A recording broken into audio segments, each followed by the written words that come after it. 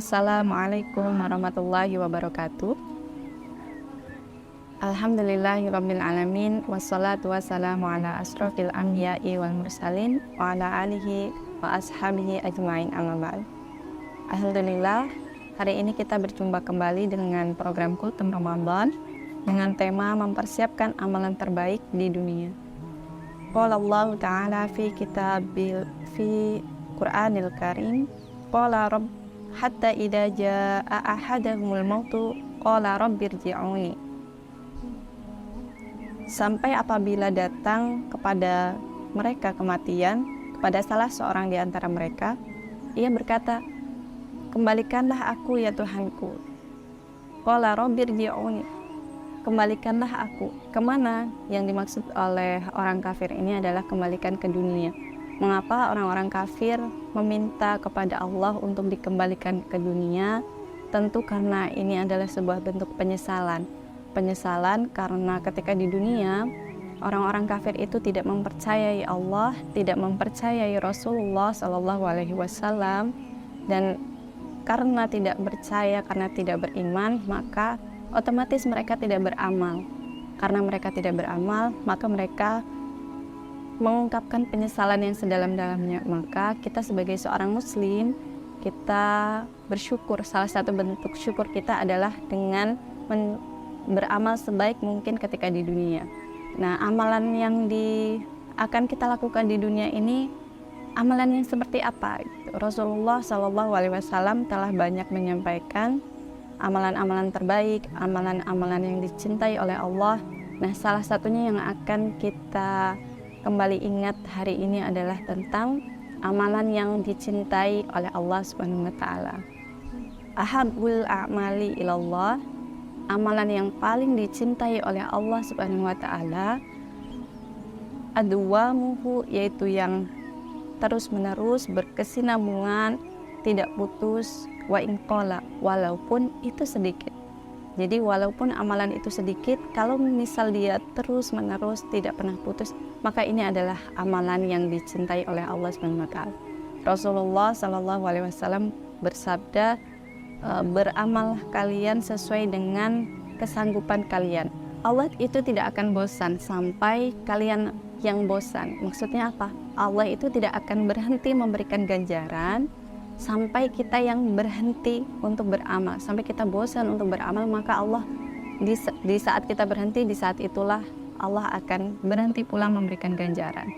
Ingat, Allah tidak akan bosan sampai kita yang merasa bosan. Maka kita perlu menantang diri untuk melakukan amalan yang kontinu, yang terus menerus dan berkesinambungan. Satu kisah yang akan saya sampaikan, saya cuplik kembali dari Syekh Ali Jaber almarhum, adalah sebuah kisah yang semoga menggugah kita untuk terus melakukan amalan yang kontinu. Salah satunya adalah kisah yang begini. Ada seorang jamaahnya yang menghubungi beliau, kemudian jamaahnya ini mengabari bahwa beliau ini baru saja selesai memakamkan ibunya dan tangan beliau ini masih terasa harum, walaupun tangan beliau ini sudah beliau bawa untuk cuci, untuk mandi dan sebagainya, harumnya masih sama seperti ketika beliau ini menguburkan ibunya. Masya Allah gitu. Nah, Syekh Ali Jaber menanyakan gitu ke anaknya ini, ke jamaahnya ini, amalan apa yang dilakukan oleh ibumu gitu. Kata anaknya, ibunya ini bukanlah seorang perempuan yang paham agama gitu, setahu beliau gitu. Setahu anaknya ini bukan orang yang paham agama, perempuan yang biasa-biasa saja gitu. Tapi ibunya ini semasa usianya sudah memasuki waktu senja, ibunya belajar Al-Quran di Masjid Istiqlal.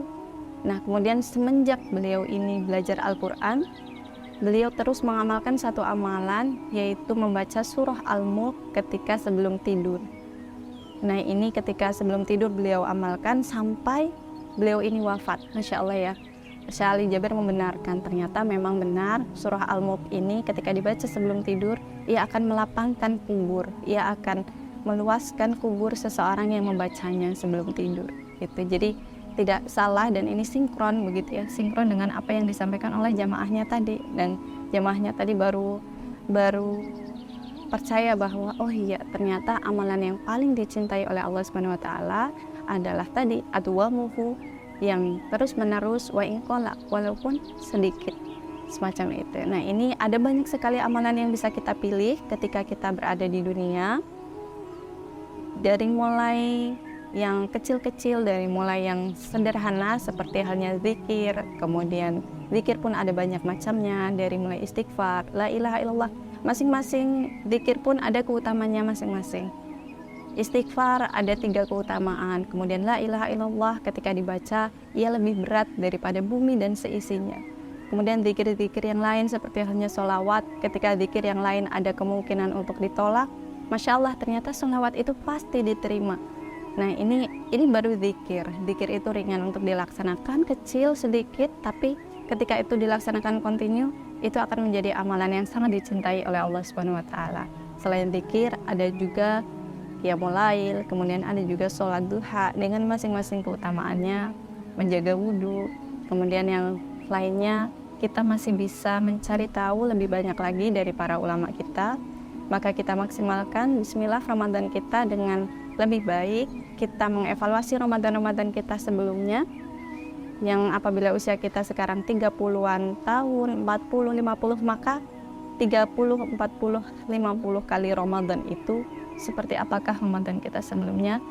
Kita evaluasi dan kita bawa evaluasi kita ke Ramadan kali ini. Semoga Ramadan kita kali ini menjadi lebih baik. Dan kata Ustadz Abdul Somad, ulama kita, beliau menyampaikan bahwa apabila kita tidak bisa mengambil keseluruhannya, maka jangan tinggalkan keseluruhannya.